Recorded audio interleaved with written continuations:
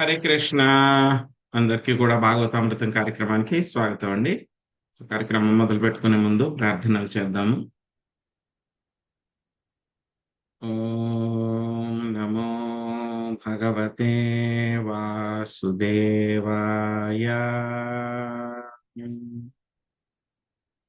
ఓం నమో భగవతే వాసుదేవాయ.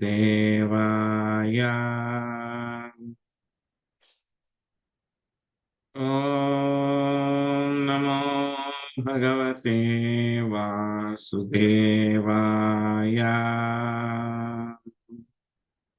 నారాయణం నమస్కృత్య నరం చైవ నరోత్తమం దేవీం సరస్వతిం వ్యాసం తదో జయముదీరయేత్. శృణ్వతాం సకదా కృష్ణ పుణ్యశ్రవణ కీర్తన హృదయంతస్థో హి అభద్రాణి విధునోతి సుహృత్సతాం. నష్టప్రాయేషు అభద్రేషు నిత్యం భాగవత సేవయా భగవతే ఉత్తమ శ్లోకే భక్తిర్భవతి నైష్టకే. ఓం అజ్ఞానతిమిరాంధస్య జ్ఞానాంజనశలాకయా చక్షురున్మిళితం యేన తస్మై శ్రీ గురవే నమః.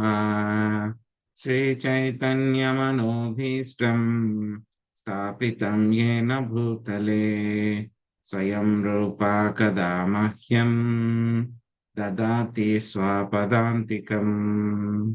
వందేహం శ్రీగురో శ్రీయుతాపదకమలం శ్రీగురున్ వైష్ణవాంశ శ్రీరూపం సాగ్రజాతం సహగణ రఘునాథాన్వితం త్వాం సజీవం సాద్వైతం సావధూతం పరిజనా సహితం కృష్ణ చైతన్య దేవం శ్రీరాధా కృష్ణ పాదాన్ సహగణ లలిత శ్రీ విశాఖాన్వితాంశ్చ.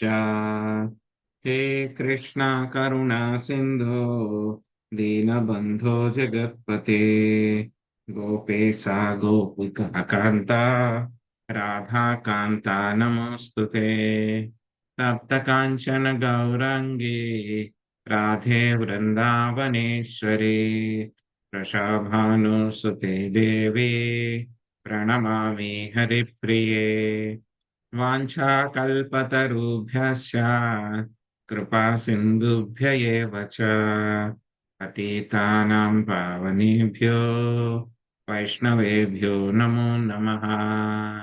జయ శ్రీ కృష్ణ చైతన్య ప్రభు నిత్యానంద శ్రీ అద్వైత గదాధర శ్రీవాసాది గౌర భక్త వృంద. హరే కృష్ణ కృష్ణ కృష్ణ హరే హరే హరే రామ రామ రామ హరే హరే.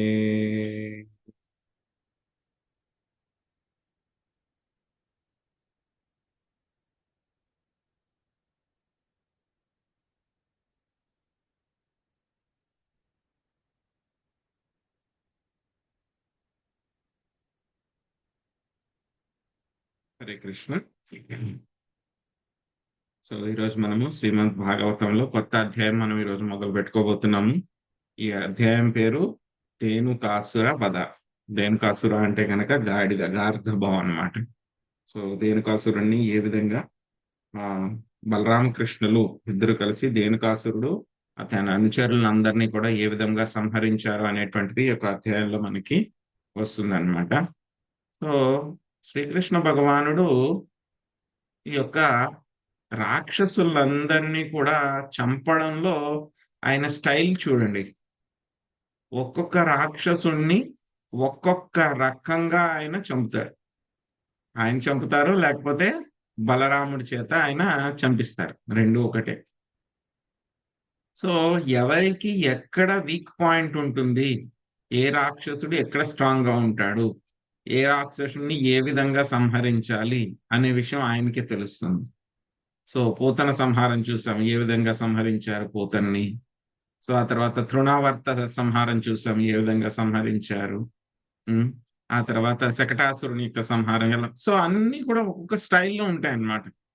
సో ఎవరిని ఎక్కడ ఏ విధంగా సంహరించాలి. అగాసుర వధ చూసాం, ఎలాగ అగాసురుని సంహరించారు. అగాసురుడు పాము కాబట్టి, సో కొండచిలువని ఎలా చంపాలి, దాన్ని కట్ చేయాలి కాబట్టి దాని మధ్యలోకి ఆయన చీల్చేసి ఆయన సంహరించారు కొండచిలువని. సో అలాగా ఇక్కడ ధేనుకాసురుణ్ణి కూడా ఆ గాడిది కదా.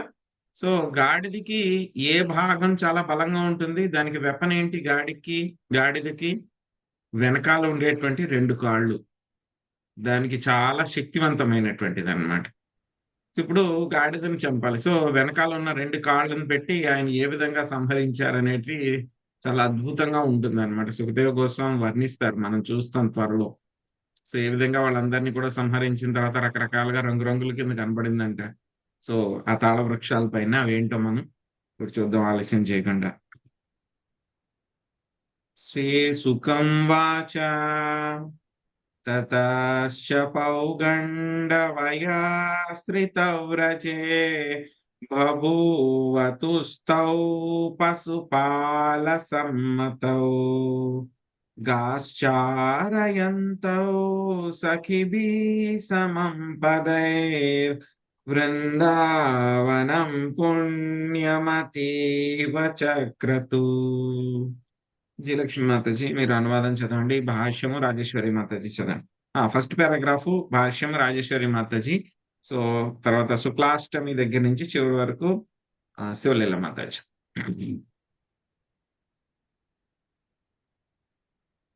హరే కృష్ణ ప్రభుజీ, దండవత్ ప్రణామాలండి. సుఖదేవ గోస్వామి పలికెను, బలరామకృష్ణులకు పౌగండ వయస్సు అనగా 6 నుండి 10 ఏండ్ల వరకు వచ్చినంతటా గోపులు వ్రజమునందు గోవులను కాయుటకు వారిని అనుమతించిరి. ఆ విధముగా మిత్రులతో కలిసి గోవులను కాయుచు బలరామకృష్ణులు తమ చరణ కమల చిహ్నములచే బృందావన భూమిని పరమ పావనమనర్చిరి. హరే కృష్ణ. Thank you Prabhuji. హరే కృష్ణ ప్రభు, దండవత్ ప్రణామాలు. భాష్యం రచించిన శ్రీల ప్రభావతుల వారికి జై. అగాసురునిచే మృంగబడిన వారు పిదప బ్రహ్మచే అపహరించబడిన వారు నగు గోపబాలునకు శ్రీకృష్ణుడు ఉత్సాహమును కలగజేయగోరెను. అందువలన రుచికరమగు తాటి పండ్లను కలిగి ఉన్నట్టి తాళవమునకు వారిని తీసుకొని వచ్చుటకు అతడు నిశ్చయించుకునేను.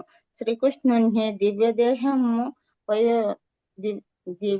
దేహం వయసులోను బలములోను కొద్దిగా పెరిగినట్లు గోచరించినందున నందాది బృందావన పెద్దలు గోవత్స పాల కార్యముల నుండి పరిపూర్ణ గోపాలక స్థాయికి అతనిని పెంచవలెనని నిర్ణయించుకొనిరి. కనుక ఇప్పుడు శ్రీకృష్ణుడు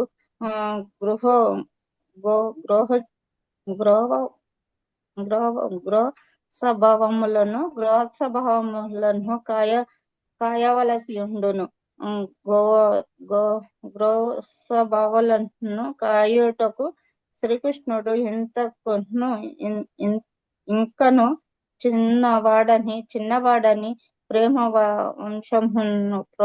ప్రేమ వశమున్న ఆ నందమహారాజు ఇంతవరకు భావించబడి ఉండెను. ఈ విషయము పద్మపురాణములోని కార్తీక మహాత్య భాగములో ఇట్లు చెప్పబడినది. హరే కృష్ణ ప్రభు. శుక్లాష్టమి కార్తికేతు స్మృతా గోపాష్టమి బుధైః తద్దినాద్వాసుదేవో భూద్గోప పూర్వం తు వత్సపః. కార్తీక శుక్లపక్ష అష్టమిని గోపాష్టమి అని పండితులు పలుకుదురు. పూర్వము గోవత్స పాలనము కావించిన వాసుదేవుడు ఆ రోజు నుండియే గోవులను పాలించడి గోపాలుడయ్యను. శ్రీకృష్ణుడు తన పాదపద్మములతో ధరణిపై చరించి భూదేవిని అనుగ్రహించనని పదైహి అను పదము సూచించుచున్నది. ఆ దేవదేవుడు పాదరక్షలు లేకుండగానే వనమునందు చరించుచు బృందావన గోపికలకు గొప్ప వ్యాకులమును కలిగించెను. అతని కోమలమగు చరణ కమలములు గాయపడునని వారు మిగుల భీతి చెందుచుండేది. హరే కృష్ణ.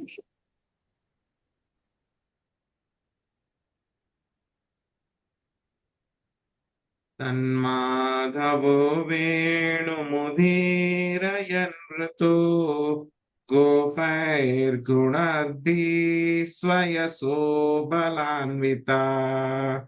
పశూన్ పురస్కృత్య పసాఫ్యం మా విసత్ విహార్తు కామా కుసుమాకరం వనం. శాంతకుమారి మాతాజీ మీరు అనువాదం చదవండి, భాష్యము సుభారత్న మాతాజీ చదవండి. హరే కృష్ణ ప్రభుజీ ఒకసారి పేజ్ నెంబర్ చెప్పరా?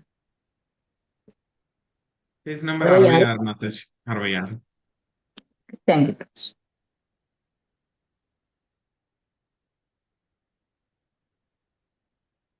శాంతకుమారి మాతాజీ ఉన్నారా? పద్మిని మాతాజీ చదవండి అనువాదం. హరే కృష్ణ ప్రభుజీ దండ ప్రణామములు. ఆ విధముగా మాధవుడు తన యశోగానము చేయుచున్న గోపాలురిచే పరివేష్టితుడై బలదేవుని గూడి వేణువును ఊదుచు గోవులను ముందుంచుకొని పశువులకు హితకరము కుసుమ పూర్ణమనగు బృందావనమందు లీలా వినోదమును కోరినవాడై ప్రవేశించెను. భాష్యము ప్రపాద్ వారికి జై. మాధవ సుభారత్నం మాతాజీ. హరే కృష్ణ ప్రభుజీ. భాష్యం. మాధవ అను పదమునకు శ్రీల సనాతన గోస్వామి పలు అర్థములను ఇట్లు వివరించిరి. మాధవ ఎను నామము సాధారణంగా లక్ష్మీపతియగు శ్రీకృష్ణుని సూచించును. శ్రీకృష్ణుడు మధువంశమునందు రాయకుండా వారు రాశారు. ఓకే. యదువంశమునందు ఆవిర్భవించినని కూడా ఈ నామము సూచించును. వసంత ఋతువు కూడా మాధవ నామంతోనే తెలియబడును. కనుక శ్రీకృష్ణుడు బృందావనమునందు ప్రవేశించినంతనే అది పుష్పములతోనూ చల్లని గాలులతోనూ దేవలోక వాతావరణములతోనూ నిండినదై సహజముగా వసంత ఋతువు శోభను ప్రదర్శించినని అర్థము చేసుకొనవచ్చును. శ్రీకృష్ణుడు మధురారస భావనలో లీలా వినోదియగుట అతడు మాధవుణ్ణి తెలియబడుటకు వేరొక కారణము. శ్రీకృష్ణుడు బృందావనందు ప్రవేశించగానే బిగ్గరగా వేణునూదుచు వ్రజవాసులకు అచింత్యమగు ఆనందము నొసగుచుండెను. వినోదము వనమునందు ప్రవేశించుట, వేణునూదుట వంటి ఈ లీలను బృందావన దివ్యధామంలో నిత్యము వనరింపబడినవి. హరే కృష్ణ.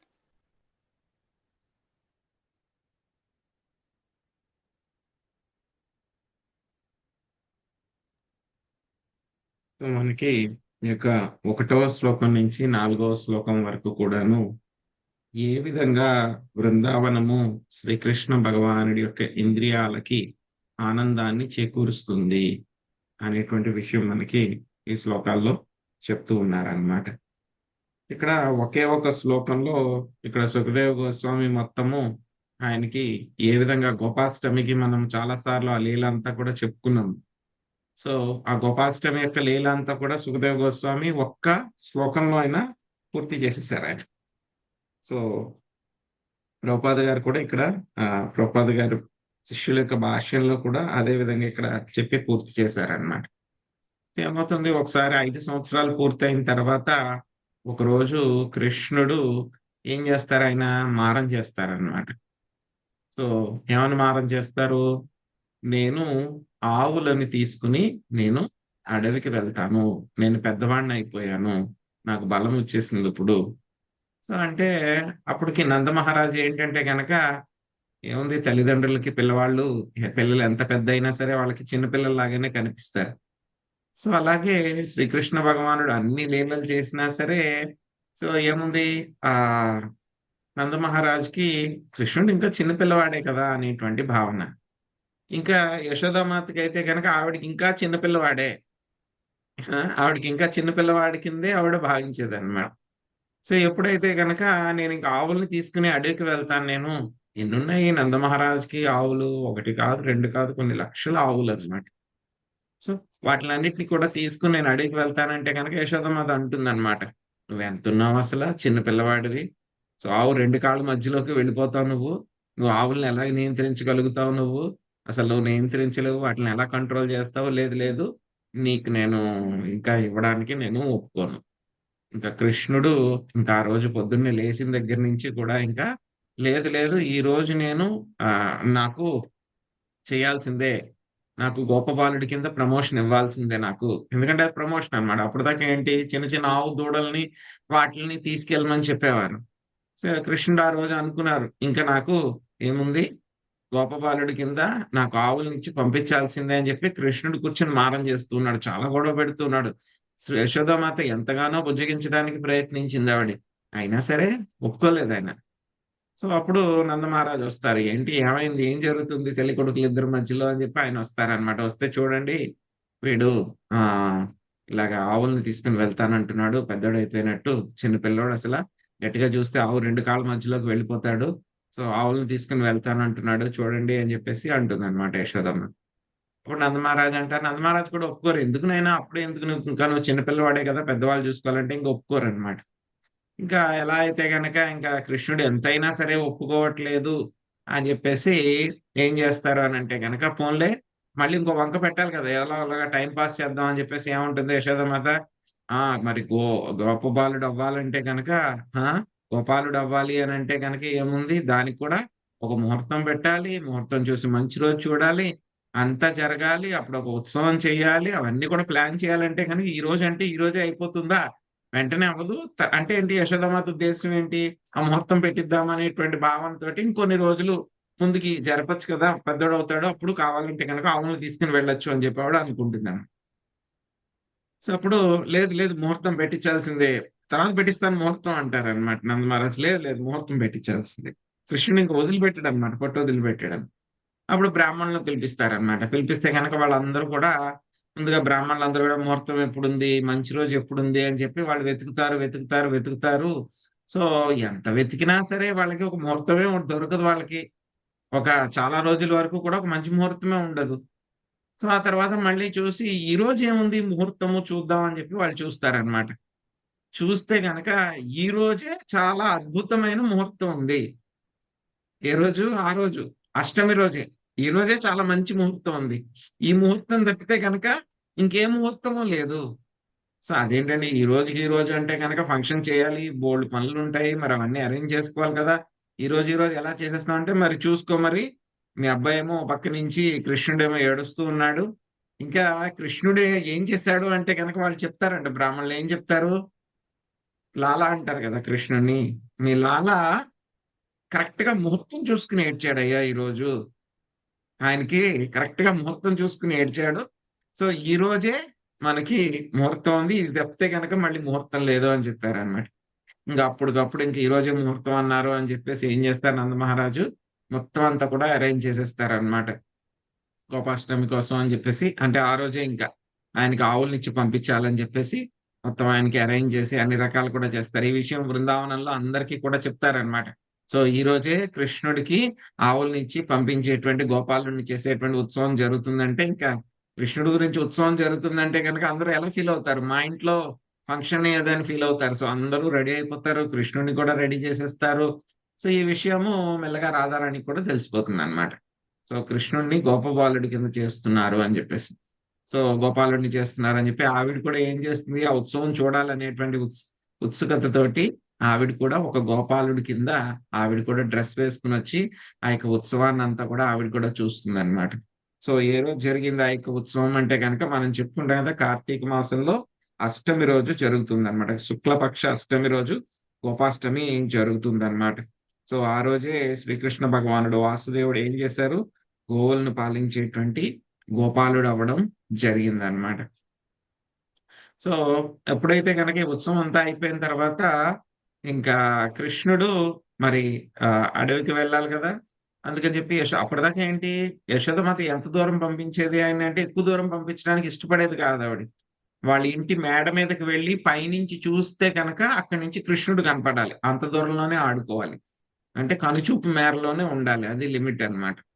ఇప్పుడు ఏంటంటే కనుక గోపాలుడు అయిపోయారు కాబట్టి మరి అక్కడ ఏం పచ్చిక బయలు ఏమి ఉండవు కదా, దూరంగా తీసుకుని వెళ్ళాలి. ఇప్పుడు అడవిలోకి వెళ్ళొచ్చు, అది కృష్ణుడి యొక్క ప్లాన్ అన్నమాట. ఎక్కువ దూరం వెళ్ళొచ్చు, ఎక్కువ లీలలు చేయొచ్చు. నేను పెద్దవాడిని అయిపోయాను, పెద్దవాడిని అయిపోయి ఆయన ఎప్పుడు పెద్దవాడే. సో ఆ ప్లాన్ తోటి ఉంటారన్నమాట ఆయన. సో ఏమవుతుంది, అదే మనకి చూస్తాం కదా, అప్పుడు ఆయనకి చెప్పులు రెడీ చేసి ఇస్తుంది అనమాట యశోదామాత. చెప్పులు రెడీ చేసి ఇస్తే ఆయన ఏమంటారు, చెప్పులు ఎందుకు అంటే కనుక, లేదు లేదు అడవిలో ముళ్ళు అవన్నీ కూడా ఉంటాయి, రాళ్ళు అవన్నీ కూడా గుచ్చుకుంటాయి నీకు, అందుకని చెప్పేసి నీకు చెప్పులు వేసుకుని వెళ్ళాలి అంటే కనుక. సో మరి ఆవులకి మరి చెప్పులు, ఆవులకి ఏంటమ్మా, ఆవులకి చెప్పులేం అవసరం లేదు, దానికి ఏంటంటే కనుక కింద గిట్టల్లాగా ఉంటాయి. సో అవి వీటిల్లోంచి నడుచుకుని వెళ్ళినా సరే ఏం పర్వాలేదు, రాళ్ళు రప్పలు తగిలినా సరే ఏమీ అవ్వదు అని చెప్పని అంటారు అనమాట. సో అప్పుడు కృష్ణుడు అంటారు, లేదు లేదు, ఆవులకు కూడా నువ్వు చెప్పులు రెడీ చేయించి ఇస్తే కనుక నేనప్పుడు వెళ్తాను. యశోదమాత అనుకుంటుంది అనమాట, లక్షల ఆవులు ఉన్నాయి, ఎన్ని పాదాలు ఉంటాయి, ఒక్కొక్క ఆవుకి 4 కాళ్ళు ఉంటాయి, 4 చెప్పులు ఇంటూ లక్షల ఆవులు అంటే కనుక ఇంతమందికి ఇన్నింటికి నేనెక్కడ ఈ యొక్క చెప్పులంతా కూడా రెడీ చేయను ఆవులకి, ఇంకా నువ్వే మా పని చెయ్యి, నువ్వే చెప్పులు వేసుకోకుండా వెళ్ళినాయన అని చెప్పి ఆవిడ అంటుంది అనమాట. ఈ విషయం ఆవులన్నీ కూడా వింటాయి అన్నమాట.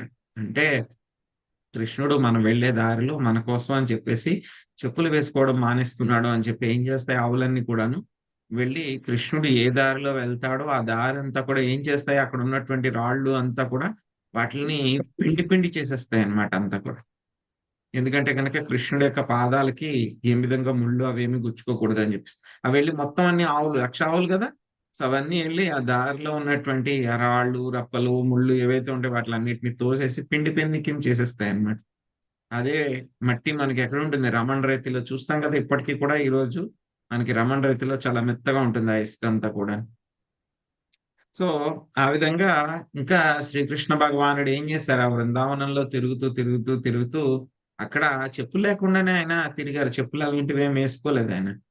ఆయన యొక్క పాదముద్రలు, కృష్ణుడు బలరాముడు ఇద్దరు కూడా డైరెక్ట్ గా భూమి మీద ఆ పాదాలు ఉంచి మొత్తం బృందావనానికి ఎందుకంతటి మహిమ అంటే కనుక శ్రీకృష్ణ భగవానుడు స్వయంగా తన యొక్క పాదాలతో ఉత్తి కాళ్ళతోనే మొత్తం బృందావనం అంతా కూడా తిరిగారనమాట. ఆ తర్వాత చూస్తాం అక్రూరుడు వస్తూ ఉంటాడనమాట కృష్ణుని తీసుకెళ్ళడానికి, తర్వాత వస్తుంది మనకు ఆ వర్ణన. వచ్చినప్పుడు ఆయన కృష్ణుడి యొక్క పాదముద్రలు ఉంటాయి. సో ఎవరికి ఎక్కడైతే కనుక కృష్ణుడు పాదముద్రలు పడినాయో మిగతా వాళ్ళు ఎవరు కూడా ఆ యొక్క పాదముద్రల మీద ఎవరు కూడా కాళ్ళు పెట్టేవాళ్ళు, తొక్కేవాళ్ళు కాదు. అందరూ పక్క నుంచే వెళ్ళేవాళ్ళు, ఎవరు కూడా కృష్ణుడు నడిచారంటే ఇంకా తొక్కకూడదు ఇంకా. సో అక్రూరుడు ఎప్పుడైతే మధుర నుంచి బృందావనం వస్తూ ఉన్నాడో అప్పుడు చూస్తాడనమాట కృష్ణ బలరాముడి యొక్క పాదముద్రలు. ఏంటివి ఇలా ఉన్నాయని చెప్పి చూసి దగ్గరికి వెళ్ళి చూస్తే కృష్ణుడి యొక్క పాదముద్రలు డిఫరెంట్ గా ఉంటాయి. అందులో గొడుగు, అంకుశము, పద్మము, ఇంకా చాలా రకరకాల సింబల్స్ అన్ని కూడా ఉంటాయి అన్నమాట.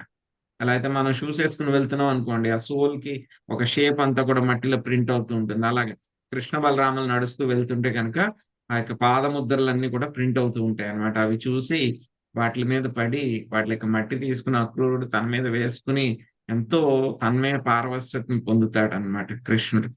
సో అదే విషయాన్ని ఇక్కడ మనకి సుఖదేవ గోస్వామి కూడా చెప్పారు అన్నమాట.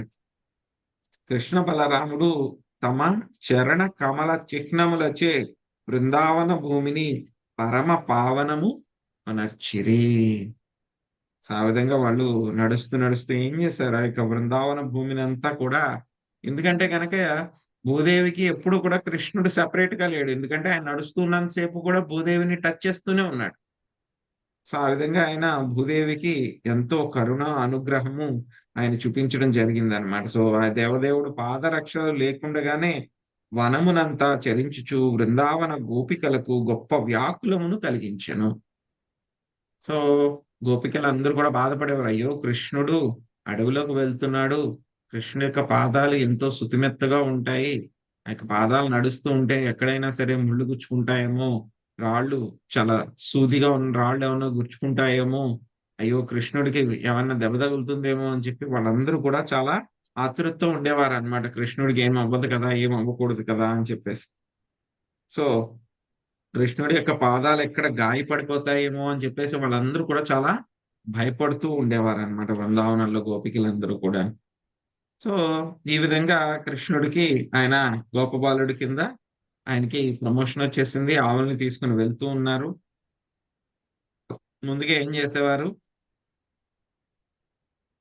ఆయన ముందు ఆవుల్ని పెట్టుకుని బలరాముడు, కృష్ణుడు, తర్వాత మిగతా గోపబాలుడు కూడా వాళ్ళ వాళ్ళ ఆవుల్ని అందరినీ కూడా తెచ్చుకుని ఆయన అందరి ఆవుల్ని కూడా కలుపుకుని అడవికి తీసుకుని వెళ్ళి మేయడానికి తీసుకుని వెళ్ళేవారు అన్నమాట.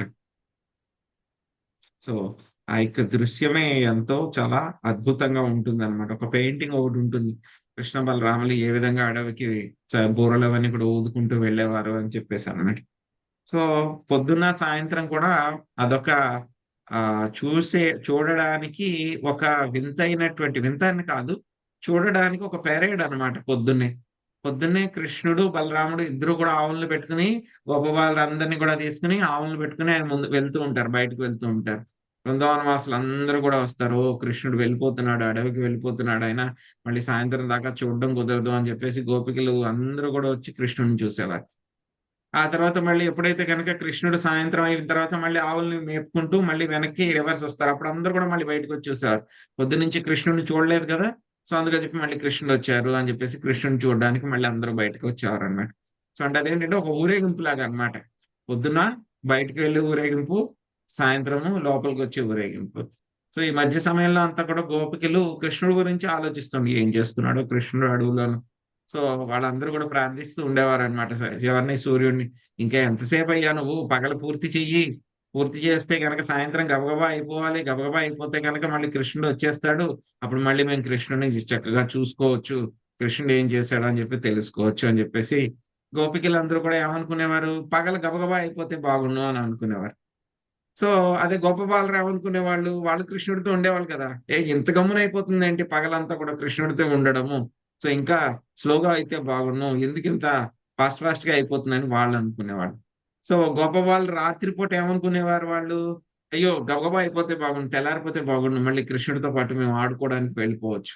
గోపికలు ఏమనుకునేవారు, సో తెల్లారకుండా ఉంటే బాగుండు, రాత్రి ఇలాగే ఉండిపోతే బాగుండు, కృష్ణుడితో ఉండొచ్చు అని చెప్పేసి వాళ్ళు అనుకునేవారు అనమాట. సో ఈ విధంగా ఎవరికి వాళ్ళు కృష్ణుడితో ఉండడానికి ఉన్నటువంటి సమయము పగలేమో గొప్ప బాలరు, రాత్రిపూట గోపికలు, వాళ్ళిద్దరూ కూడా ఆ విధంగా కృష్ణుడి గురించి ఆలోచిస్తూ ఉండేవారు. సో వెళ్ళేటప్పుడు కూడా ఆయన చక్కగా వేణువు ఊదుకుంటూ వెళ్ళేవారు, వచ్చేటప్పుడు కూడా వేణువు ఊదుకుంటూ వచ్చేవారు అనమాట. సో అంటే ఊరేగింపు లాగా అనమాట. సో వ్రజవాసులకు అందరికీ కూడా చాలా ఆనందాన్ని ఆయన కలిగిస్తూ ఉండేవారు అన్నమాట. సో బృందావన లీలలో ఏముంది, ఈ యొక్క వేణువు ఊదడము, సో గోవత్సాలని రక్షించడము, గోపబాలులతోటి ఆటలు ఆడుకోవడము, ఇవన్నీ కూడా చాలా అద్భుతంగా ఉంటాయన్నమాట. సో ఆ తర్వాత మళ్ళీ ఆ యొక్క బృందావనం అంతా కూడా ఎలా ఉంది, ఎంత అందంగా ఉంది, బృందావనము ఏ విధంగా కృష్ణుడి యొక్క ఇంద్రియాలకి ఆనందం కలిగించడానికి ఏ విధంగా ప్రయత్నిస్తుంది ఆ యొక్క బృందావనం అనేటువంటిది ఇప్పుడు మనకి 3వ శ్లోకంలో వస్తుంది అనమాట. తన్మంజు ఘోషాలి మృగద్విజాకులం మహాన్మనా ప్రాఖ్యపయా సరస్వతా వాతేన చుష్టం సతపాత్రగంధినా నిరీక్ష్యరంతుం భగవాన్ మనోదధే. విజయలక్ష్మి మాతాజీ అనువాదం చదవండి, భాష్యము రాధమ్మ మాతాజీ చదవండి. హరే కృష్ణ ప్రభుజీ. భ్రమరములు పశువుల పక్షుల యొక్క మనోహరముగు ధ్వనులతో ప్రతిధ్వనించినదియు మహాత్ముల మనస్సును బోలిన నిర్మల జలములతో కూడిన సరస్సుతోను శతపత్ర పద్మ సౌరభమును మోసుకుని పోవు వాయువుతోను శోభిల్లు నది అగునగు వనమును వీక్షించి దేవదేవుడగు శ్రీకృష్ణుడు అట్టి దివ్య వాతావరణమునందు విహరింప నిశ్చయించుకొనెను. హరే కృష్ణ ప్రభుజీ. ధన్యవాదాలు.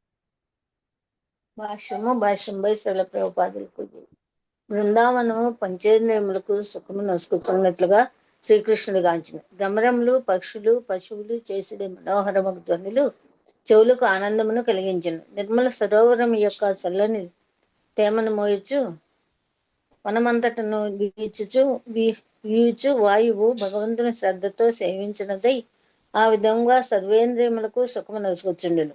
వాయువు యొక్క తీయదనముచే రసవేంద్రియం కూడా ఉత్తేజితమయ్యాను. కమల సౌరభము నాసికకు సుఖము నసుగుచుండెను. వనమంతయు దేవలోక శోభతో నిండినది కన్నులకు దివ్యానందమును కలిగించుచుండెను. ఈ శ్లోకం యొక్క ప్రాధాన్యమును శ్రీల విశ్వనాథ చక్రవర్తి ఠాకూర్లు ఈ రీతిగా వివరించారు. Hare Krishna. Thank you Prabhu. Hare Krishna. So ఏం చేస్తున్నాయి, ఆ యొక్క బృందావనం అంతా కూడాను ఎంతో చాలా సుందరంగా ఉంటుందన్నమాట. సుందరంగా ఉండి కృష్ణుడికి ఏం కలగజేస్తుంది, కృష్ణుడి యొక్క కళ్ళకి చాలా అందమైనటువంటి ఆ యొక్క సీనరీ అన్నమాట. సో అది చూసేలాగా చేస్తూ ఉంటుంది అనమాట. ఇంకా కృష్ణుడి యొక్క చెవులకి ఎలాగ ఆనందం, మంచి మ్యూజిక్ అంటే కనుక ఏమొస్తుంది, ఈ యొక్క తుమ్మెదలన్నీ కూడా చక్కగా జుమ్మని నాదం చేస్తూ యొక్క పక్షులన్నీ కూడా కిలకిల రావాలు చేస్తూ ఇవన్నీ కూడా ఏం చేస్తూ ఉండేవి, కృష్ణుడి యొక్క చెవులకి కర్ణములకి ఆనందం కలగజేస్తూ ఉండేవన్నమాట. సో అక్కడ బృందావనంలో ఆ యొక్క సరస్సులన్నీ ఉండేవి, చిన్న చిన్న సరస్సులు, కొలనులు అవన్నీ ఉండేవి. అవన్నీ కూడా ఎలా ఉండేవి, ఎంత పరిశుభ్రమైనటువంటి నీళ్లతోటి చాలా నిర్మలంగా ప్రశాంతంగా, అవి ఎలా అయితే కనుక యోగి యొక్క మనస్సు ఎలా ఉంటుందో ఆ విధంగా చాలా ప్రశాంతంగా ఉండి ఆ యొక్క సరస్సుల్లో ఉండేటువంటి నీళ్ళన్నీ కూడా కృష్ణుడి యొక్క నాలికకి చాలా మంచి రుచిని కలిగించే విధంగా అవన్నీ కూడా ఉన్నాయన్నమాట. ఆ తర్వాత బృందావనంలో ఆ యొక్క గాలి అంతా కూడా ఎలా ఉంది, చాలా చల్లగా ఉండి, బృందావనం బాగా ఎండగా ఉంటుంది కానీ వచ్చేటువంటి గాలి ఎలా ఉంటుంది, వచ్చేటప్పుడు ఒక్కొక్కసారి గాలి చల్లదనాన్ని మోసుకుని వస్తుంది. సో అలాగే గాలి ఏం చేస్తుందంట, చల్లదనాన్ని, సో అవన్నీ కూడా చల్లగా తీసుకుని వచ్చి కృష్ణుడి యొక్క స్పర్శకి చాలా ఆనందము కలిగించేది అనమాట.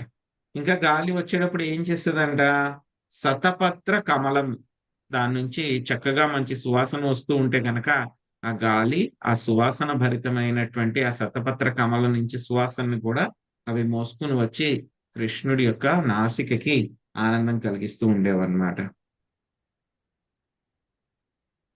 సతత్ర తత్రారుణ పల్లవ శ్రియా ఫల ప్రసూనోరుభరేణ పాదయో స్పృశాచిఖాన్ వీక్ష్య వనస్పతిన్ముదా స్మయన్ నివాహాగ్రజమాది పూరుష.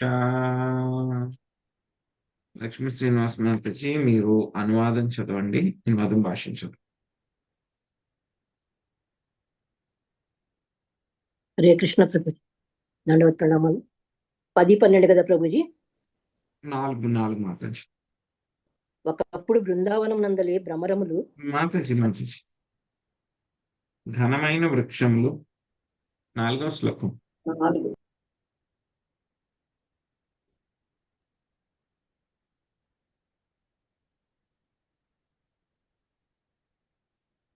67వ పేజీ. ఘనమైన వృక్షములు సుందరమైన అరుణవర్ణ మొగ్గలచే ఫలపుష్పముల తీవ్రమగు బరువుచే వంగినవై తమ శాఖాగ్రములచే తన పాదపద్మములను తాకుచుండుటను గాంచిన ఆదిదేవుడు అగ్రజుడగు బలదేవునితో నవ్వుతూ ఇట్లు పలికెను. భాష్యము వై శ్రీల ప్రభుపాదుల వారు. ముదా స్మనియన్నవ అను పద సమూహమును శ్రీకృష్ణుడు పరిహాస ధోరణిలో ఉన్నట్లుగా సూచించును. వృక్షములు నిజముగా తనను అర్పించుటకై వంగుచున్నవని అతడు ఎరుగును. కానీ రాబో శ్లోకమునందు అతడు మిత్రధోరణిలో పలుకుతూ పరిహాసముగా ఆ కీర్తిని తన అన్నగారగు బలరామునకు ఇచ్చెను. హరే ధన్యవాదాలు. శ్రీ భగవాన్ వాచ అహో అమి దేవవరామరాచితం పాదాంబుజం తే సుమన ఫలార్హణం నమంత్యుపాదాయ శిఖాభిరాత్మనా స్తమోపహత్యైతరుజన్మయత్కృతం. దుర్గాభవాని మాతాజీ అనువాదం చదవండి. భాష్యం శ్రీదేవి మాతాజీ చదవండి. హరే కృష్ణ ప్రభుజీ. దేవదేవుడు పలికెను, ఓ దేవవర, దేవతలచే అర్చింపబడు నీ పాదపద్మములకు ఈ వృక్షములెట్లు తమ శిరములను వంచి నమస్కరించుచున్నవో చూడుము. తమ వృక్ష జన్మకు కారణమైనట్టి అజ్ఞానాంధకారమును తొలగించుకొనుటకు అవి నీకు ఫలపుష్పములను అర్పించుచున్నవి. హరే కృష్ణ. భాష్యం.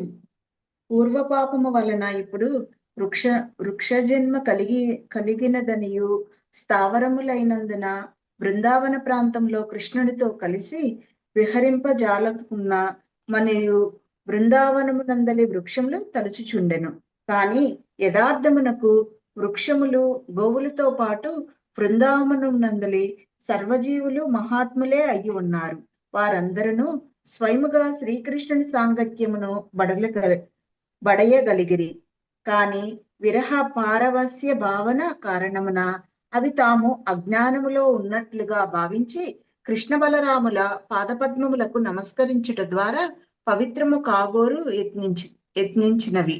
శ్రీకృష్ణుడు వాటి మనోభావము నెరిగిన వాడై వాటిని అనురాగముతో వీక్షించి అగ్రజుడగు బలరాముని ఎదుట వాటి భక్తిని కొనియాడెను. హరే కృష్ణ. ఏతే లీనస్తవ యశో కిల లోకతీర్థం గాయంత్య ఆదిపురుషానుపదం భజంతే ప్రాయో అమీ మునిగణా భవదీయ ముఖ్యా గూఢం వనేపి న జహాత్య నఘాత్మదైవం. లక్ష్మీ నాగేశ్వరి మాతాజీ అనువాదం చదవండి. తర్వాత భాష్యంలో 2 పారాగ్రాఫ్లు శ్వేత మాతాజీ, నాగం సునీత మాతాజీ 3వ పారాగ్రాఫ్. హరే కృష్ణ ప్రభుత్వ. ఆది పురుష, ఈ ప్రములు తప్పక మహామునులు నీ పరమ భక్తులే అయి ఉండవచ్చును. ఏలయన ఇవి నిన్నే అనుసరించుచు సమస్త విశ్వమునకు తీర్థస్థానము వంటి నీ యశస్సును కీర్తించుచు నిన్ను అర్చించుచున్నవి. ఓ అనగా ఈ వనమునందు నీవు ప్రచ్ఛన్నముగా ఉన్నప్పటికీ తమ ఆరాధ్య దైవముగు నిన్ను అవి పరిత్యజించుట లేదు. హరే కృష్ణ. హరే కృష్ణ ప్రభుజీ. ధన్యవాదం. భాష్యము. ఈ శ్లోకమునందు గూఢం అను పదం ప్రధానమైనది. దేవదేవుడగు శ్రీకృష్ణుడు లేదా బలరాముడు ఈ భౌతిక జగత్తులో సామాన్య మానవుని వలె గోచరించినను మహామునులు అతనిని ఎల్లప్పుడూ పరతత్వముగా గుర్తించగలరని అది సూచించును. భగవానుడు దివ్య రూపములన్నీయును నిత్యములు, జ్ఞానానందమయములు, అనిత్యములు మరియు అజ్ఞాన దుఃఖమయములకు భౌతిక దేహములకు అవి పూర్తిగా విరుద్ధములు. తీర్థ అనేటి పదమునకు సంసార తరణమునకు సాధనం అని ఒక అర్థం కలదు. దేవదేవుని యశస్సును వినుటచే లేదా దాన్ని కీర్తించుటచే మనుజుడు వెంటనే సంసారమునకు అవలనున్న ఆధ్యాత్మిక స్థితిని చేరును. ఆ విధముగా భగవంతుని దివ్యమగు యశస్సు ఇచ్చట జగత్తునందరి సర్వులకు తీర్థమని వర్ణించబడినది. మహామునులు తమ మౌన వ్రతమును ఇతర స్వార్థపూరితమగు పద్ధతులను విడిచిపెట్టి భగవల్లీలను కీర్తింతుతరని గాయంతః అనే పదము సూచించును. నిర్ధార్థక భాషణము చేయకుండాటయే నిజమైన మౌనము. భగవత్ సేవ సంబంధములోనే మాటలను, చర్చలను పరిమితము చేయట నిజమైన మౌనము. హరే కృష్ణ ప్రభుజీ. హరే కృష్ణ ప్రభుజీ. భగవంతుడు ఎన్నడును పాపకర్మను లేదా అపరాధమును చేయడని అనగా అను పదము సూచించును. శ్రద్ధావంతుడకు భక్తుడు దైవవశమున భగవత్ సేవ నుండి వైదొలిగి పాపమును లేదా అపరాధమును ఉనర్చినప్పుడు దేవదేవుడు అతనిని వెంటనే క్షమించునని కూడా ఆ పదము సూచించును. తనను నిరంతరము అనుసరించుచున్నట్టి అనుపదము భ్రమరములచే బలరాముడు కలవరపడలేదని ఈ శ్లోకమునందలి విశేష సందర్భములో అనగా అను పదము సూచించుచున్నది. అప్పుడు శ్రీకృష్ణుడు, ఓ తుమ్మెదలారా, నా రహస్య కుంజమున ప్రవేశించి దాని సుగంధమును ఆగ్రానింపుడు అని పలికి వాటిని ఆశీర్వదించెను. హరే కృష్ణ ప్రభు.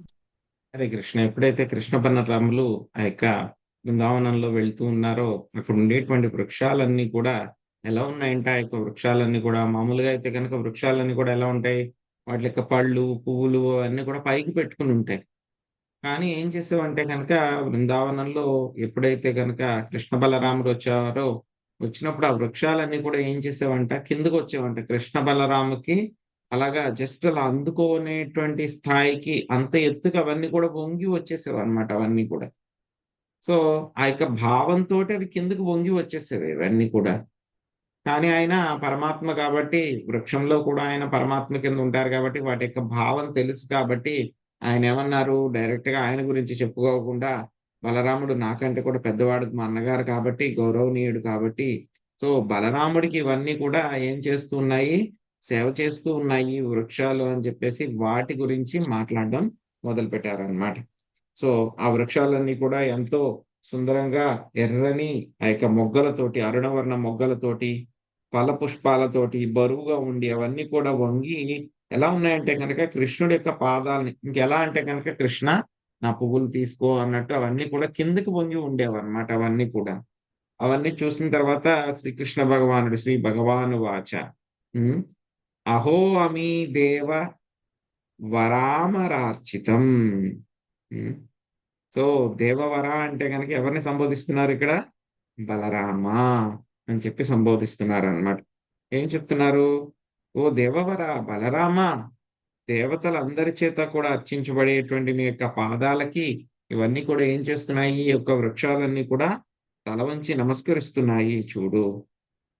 ఈ యొక్క వృక్షాలన్నిటికీ కూడా సో మనకి వృక్ష జన్మ వచ్చింది అని అంటే కనుక ఏమిటి, వృక్ష జన్మలో ఆ యొక్క చైతన్యం చాలా తక్కువగా ఉంటుంది అన్నమాట. సో వృక్షాలను ఎవరైనా సరే నరికినా సరే వాటికి బాధ చాలా తక్కువగా జరుగుతుంది, చాలా తక్కువగా ఉంటుంది అన్నమాట. సో ఎందుకు అలా ఉన్నాయి అంటే కనుక అవి కదలలేవు వృక్షాలు. సో ఎందుకంటే కనుక అవన్నీ కూడా చాలా తమో గుణంలో ఉన్నటువంటివి అన్నమాట. సో అటువంటి వృక్షాలన్నీ కూడా అజ్ఞానం అంధకారం పెరిగిపోయింది వాటికి. కాబట్టి వాటిని తగ్గించుకోవడానికి ఏం చేస్తున్నాయంటే ఆ యొక్క వృక్షాలన్నీ కూడా ఆ యొక్క ఫలాలు పుష్పాలు అవన్నీ కూడా బలరాముడికి అర్పిస్తూ అవన్నీ కూడా వాళ్ళ యొక్క పాపాలన్నింటినీ కూడా తొలగించుకుంటున్నాయి అని చెప్పి చెప్తున్నారు అనమాట. కానీ ఏంటంటే కనుక నిజంగా చూస్తే కనుక బృందావనంలో ఉండేటువంటి వృక్షాలు కానీ గోవులు కానీ మొత్తం అందరూ కూడా ఎవరు మహాత్ములే అన్నమాట. బృందావనంలో ఉండే చిన్న వృక్షాలైనా సరే అవన్నీ కూడా చాలా మహాత్ములు అన్నమాట.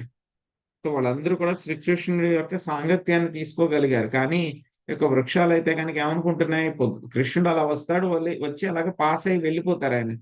కానీ అయ్యో మేము కృష్ణుడితో పాటు ఉండలేకపోతున్నాము, అయ్యో మేము కృష్ణుడి వెనకాలే వెళ్ళలేకపోతున్నాము అని చెప్పేసి, ఎందుకు అలా జరిగింది అని అంటే కనుక మేమేదో పాపం చేశాం కాబట్టి అజ్ఞానాంధకారంలో ఉన్నాం కాబట్టి కదలలేనటువంటి యొక్క వృక్ష శరీరాల్లో మనము ఉన్నాము అని చెప్పి అవన్నీ కూడా భావించి ఏం చేసేవంటే అవన్నీ కూడా కృష్ణ బలరాముల యొక్క పాదాలకి అవి నమస్కరించుకోవడానికి ప్రయత్నించేవన్నమాట. సో కృష్ణుడికి భావగ్రాహి జనార్దుడు కాబట్టి ఆయనకి వృక్షాల యొక్క భావం తెలిసి ఎవరి మీద, మా ఇద్దరి మీద అని చెప్పినా సరే ఆయన ఏం చెప్తున్నారు, బలరాముడి కోసం ఆ యొక్క వృక్షాలన్నీ కూడా ఏం చేస్తూ ఉన్నాయి, వంగి అవన్నీ కూడా అర్పిస్తూ ఉన్నాయి అని చెప్పి చెప్తున్నారు అనమాట. సో ఇంకా ఏం చెప్తున్నారు, ఓ ఆదిపురుష బలరామ, ఇక్కడ ఉండేటువంటి తుమ్మెదలన్నీ కూడా నీ యొక్క భక్తులు అయి ఉండవచ్చు, ఇక పరమ భక్తులు అయి ఉండవచ్చు. ఎందుకంటే అవన్నీ కూడా నీ వెనకాలే తిరుగుతున్నాయి. నువ్వు ఎక్కడ దాక్కున్నా సరే, చిన్న చిన్న వృక్షాల వెనకాల దాక్కున్నా, ఎక్కడికి వెళ్ళినా సరే అవి ఏం చేస్తున్నాయి, నిన్నే ఫాలో చేస్తూ ఉన్నాయి. ఆ యొక్క తుమ్మెదలంగా అవన్నీ కూడా ఏం చేస్తూ ఉన్నాయి, నీ వెనకాలే ఉండి ఒక చక్కని శబ్దం కూడా చేస్తూ నీ యొక్క యశస్సునన్నీ కూడా కీర్తిస్తూ ఉన్నాయి. ఆ యొక్క తుమ్మెదలన్నీ కూడాను నువ్వు దాక్కున్నా సరే అవి ఏం చేస్తున్నాయి, నిన్ను మాత్రం అవి వదిలిపెట్టట్లేదు అని చెప్పేసి చెప్తున్నారు అన్నమాట. సో ఇక్కడ ఈ శ్లోకంలో మనకి ఏం చెప్తున్నారు, గూఢం అనేటువంటి పదం ఏంటంటే కనుక శ్రీకృష్ణ భగవానుడి యొక్క లీలలు అవి గూఢము. భక్త్యా మాం అభిజానాతి, కేవలం నా యొక్క భక్తులకి మాత్రమే నా యొక్క లీలలు తెలుస్తూ ఉంటాయి అన్నమాట. వేరే వాళ్ళు ఎవరు కూడా ఆయన యొక్క లీలల్ని అర్థం చేసుకోలేరు. ఆయన ఏ విధంగా ఉన్నా సరే ఎవరైతే మహామునులు ఉంటారో వాళ్ళందరూ ఏం చేస్తారు, పరతత్వాన్ని వాళ్ళు అర్థం చేసుకోగలరు అన్నమాట. సో ఇక తీర్థ అనేటువంటిది ఏమిటి అంటే కనుక ఇక్కడ సంసార తరణానికి ఒక సాధనము అని చెప్పేసి ఇక్కడ చెప్పబడింది అనమాట. సో ఇక్కడ ఏం చేస్తున్నాయంటే ఆ తుమ్మెదలన్నీ కూడాను శబ్దం చేస్తున్నాయంటే ఆ శబ్దం ఏంటంటే గాయంత అంటే కనుక భగవంతుడి యొక్క లీలలన్నీ కూడా కీర్తిస్తూ ఉన్నాయన్నమాట. సో మౌనం అంటే కనుక ఏమిటి, మనకి భగవంతుడి యొక్క అనవసరమైనటువంటి విషయాల్ని మాట్లాడకుండా ఉండడము మౌనం అంటే కనుక. రెండవది ఏమిటి, ఆ యొక్క కృష్ణుడి యొక్క లీలల్ని అందరికీ చెప్తూ ఉండడం అన్నమాట. సో ఇది నిజమైనటువంటి మౌనం. అంతేగాని నేను ఎవరితో మాట్లాడను అని చెప్పి కూర్చోవడం నిజమైనటువంటి మౌనం కాదు. ఇంకేమంటున్నారు, బలరాముణ్ణి అనఘా అంటే కనుక నీకు ఎటువంటి పాప కల్మషము కూడా అంటుకోదయ్యా నీకు అని చెప్పి చెప్తున్నారు అనమాట. నృత్యంతమీశిఖిన ఈడ్యముదాహరిణ్యా కుర్వంతి గోప్యా ఇవ తే ప్రియమీక్షణేన సూక్తైశ్చ కోకిలాగణ గృహమాగతాయ ధన్యావనౌకసాయియాన్ హి సతాం నిసర్గ. చంద్రమాతజీ అనువాదం చదవండి. హరే కృష్ణ ప్రభుజీ, దండవత్సనాలు. ఓ పూజనీయుడ, ఈ నెమళ్ళు నీ ఎదుట ఆనందంతో నృత్యము చేయుచున్నవి. ఈ లేళ్లు గోపికల వలె ప్రేమమయము చూపులతో నీకు నీకు ప్రసన్నతను గూర్చుచున్నవి. ఈ కోకిలలను వేద స్థుతులతో నిన్ను గౌరవించుచున్నవి. ఈ వనవా ఈ వనవాసులన్నీయు పరమ ధన్యములు. నీ ఎడ వీటి నడవడి నిక్కముగా సజ్జనులు తమ గృహములకు అర్థించడి మహాత్ముని ఆదరించడం వలె ఉన్నది. హరే కృష్ణ ప్రభు.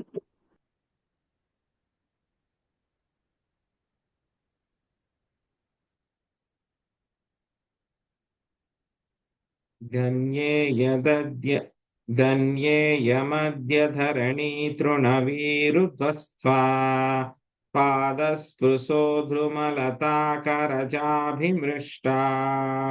నద్యోద్రయ ఖగమృగా సదయావలోకైర్ గోప్యోంతారేణ భుజయోరపి రపియత్స్పృహాశ్రీ. సౌలల మాతాజీ అనువాదం చదండి. తర్వాత భాష్యము మొదటి పారాగ్రాఫ్ శాంతకుమారి మాత చదవండి. రెండో పారాగ్రాఫ్ జి లక్ష్మి మాతాజీ చదవండి. ఈ ధరణి ఇప్పుడు పరమ ధన్యముగా నైనది.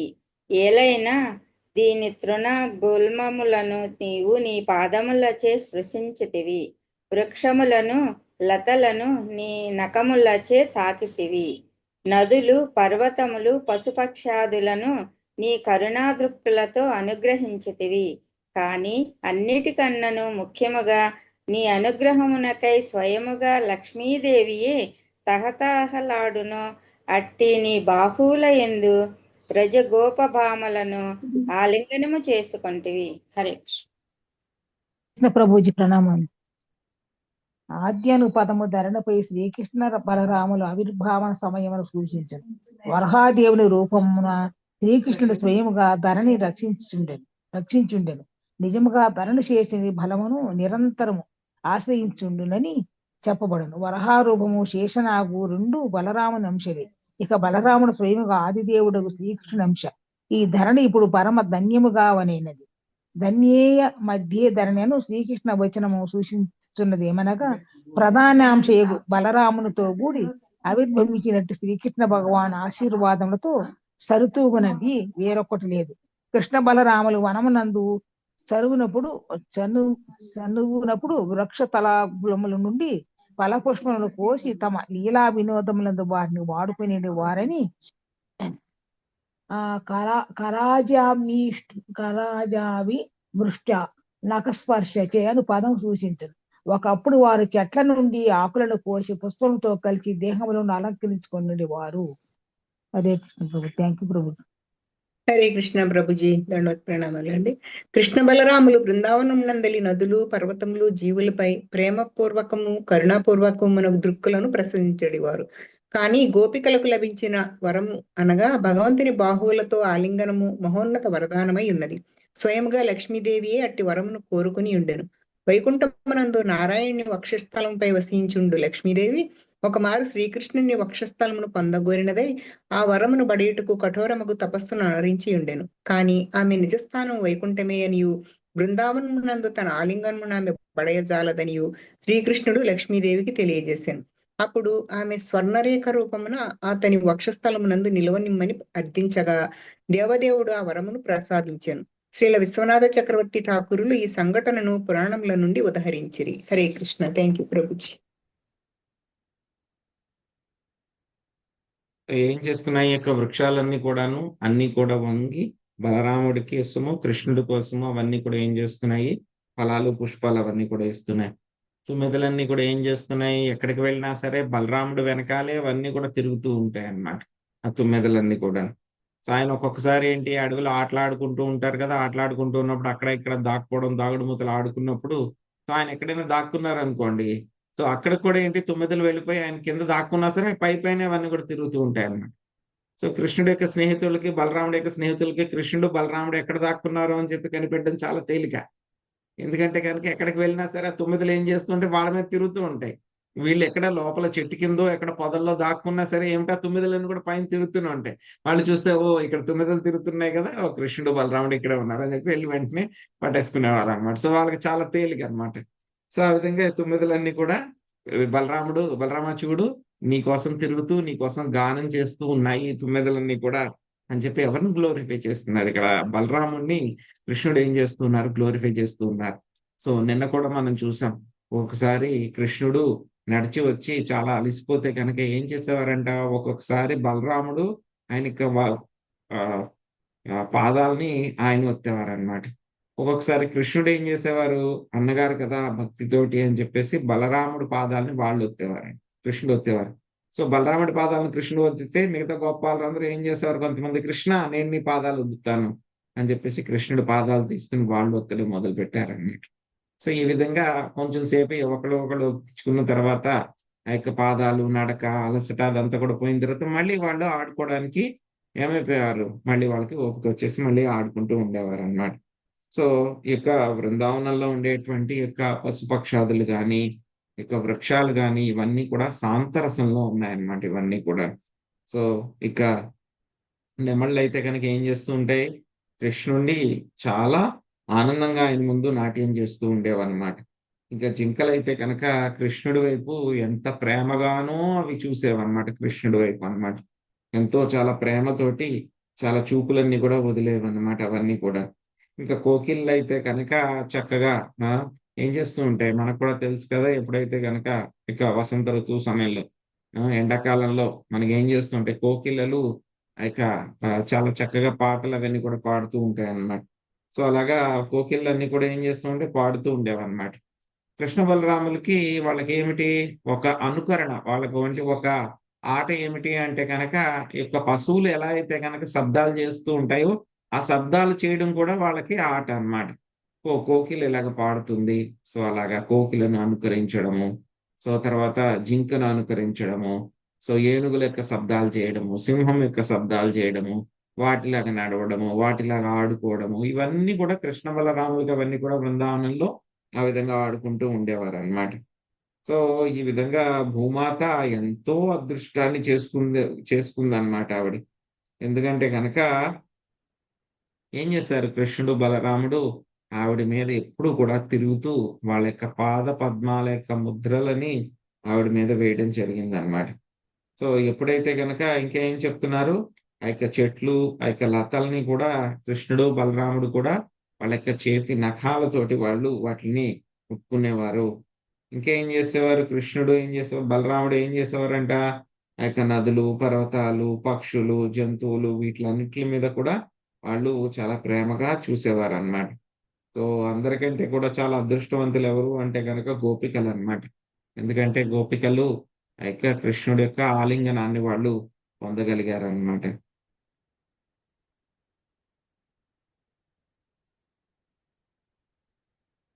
శ్రీసుఖం వాచ ఏవం బృందావనం శ్రీమత్ కృష్ణ ప్రీతామనాపసూన్ రేమే సంచారయన్నధ్రే సరిద్రోదసు సానుగా.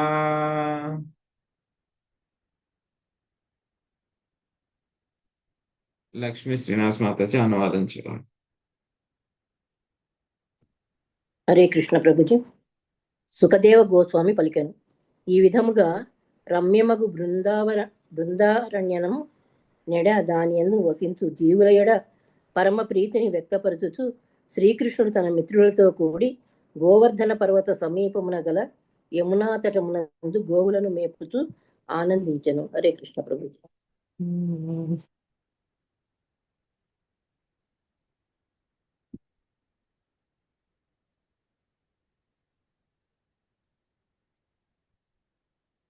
సో ఈ విధంగా కృష్ణుడు ఆ యొక్క బృందావన సమీపంలోని బృందావన అరణ్యాల్లో కూడా ఆయన తిరుగుతూ వాటికి, పశువులకి, జంతువులకి, పక్షులకి అన్నింటికీ కూడా ఆయన ఎంతో ఆనందాన్ని కలిగించేవారు అనమాట.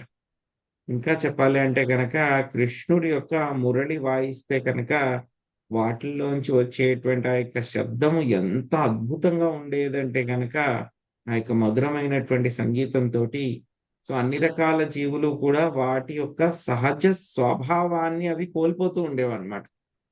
సహజ స్వభావాన్ని కోల్పోవడం ఏమిటి? యమునా నది యొక్క సహజ స్వభావం ఏమిటి? ప్రవహిస్తూ ఉండడం అన్నమాట.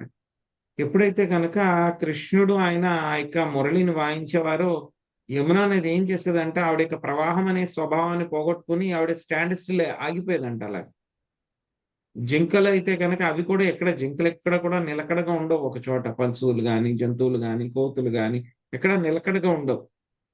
కానీ ఏంటి, ఎప్పుడైతే కనుక శ్రీకృష్ణుడు ఆ యొక్క మురళిని వాయిస్తూ ఉన్నారో జింకలన్నీ కూడా స్టన్ అయిపోయాయి అనమాట.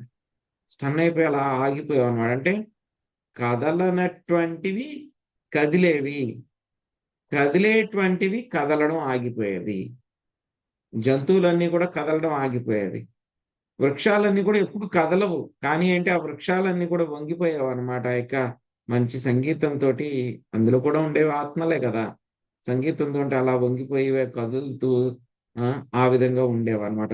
సో ఆ విధంగా శ్రీకృష్ణ భగవానుడు యమునా తటంలో గోవులన్నీ కూడా మేపుతూ ఉండేవారు అనమాట. సో మళ్ళీ మన యొక్క చర్చ రేపు మనము కంటిన్యూ చేద్దాము. హరే కృష్ణ. ప్రభుజీ 8th శ్లోకాలు, 2nd శ్లోకాలు లక్ష్మీదేవి గురించి చెప్పండి ప్రభుజీ.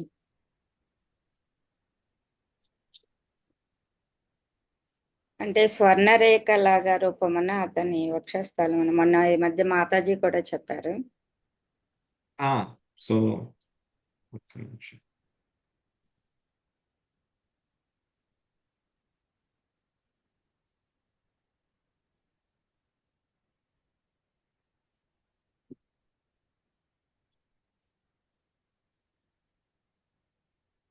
సో ఈ యొక్క డిస్కషన్ ఏమవుతుందంటే కనుక ఒక్కసారి చైతన్య మహాప్రభు ఆయన శ్రీరంగం వెళ్తారు. శ్రీరంగం వెళ్ళినప్పుడు ఇక్కడ గోపాల భట్ట ఉంటారు కదా, వాళ్ళ యొక్క నాన్నగారు వాళ్ళ ఇంట్లో ఆయన స్టే చేస్తారు అన్నమాట. ఎందుకంటే ఆ యొక్క సమయంలో అన్నమాట. సో అక్కడ ఏముంటుంది, వాళ్ళందరూ కూడా ఆ యొక్క రంగనాథుణ్ణి ఐశ్వర్య భావంతో వాళ్ళందరూ కూడా సేవిస్తూ ఉంటారు అన్నమాట శ్రీరంగంలో.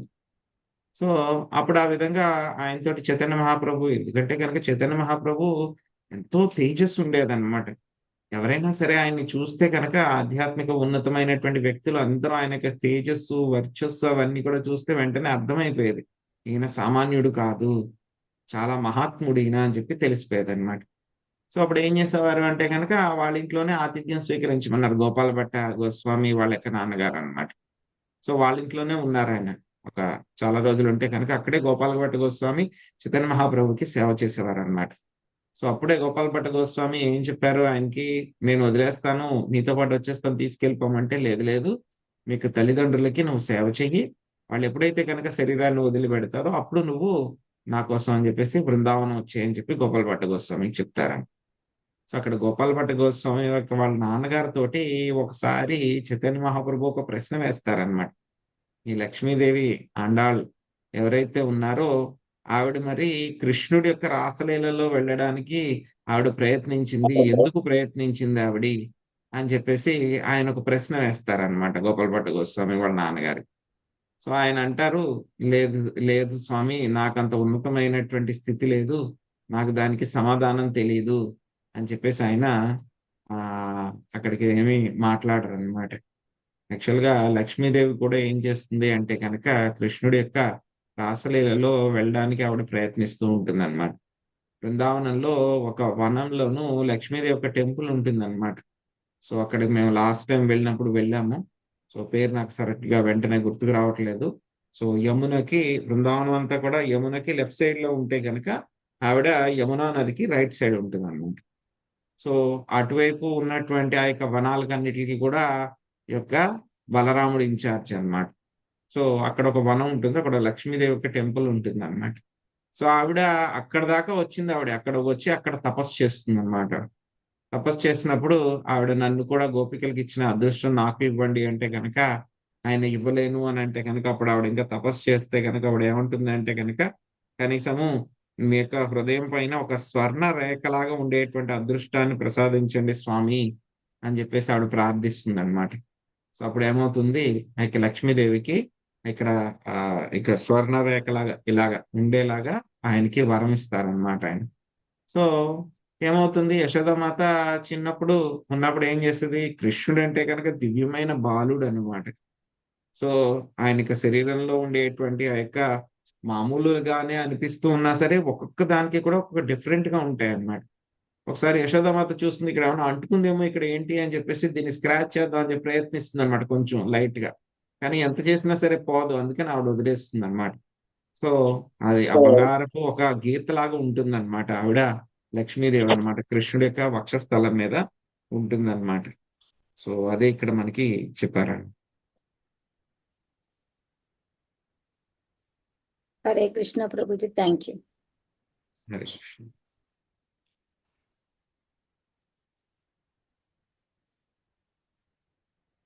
హరే కృష్ణ. హరే కృష్ణ హరే కృష్ణ ప్రభుజీ.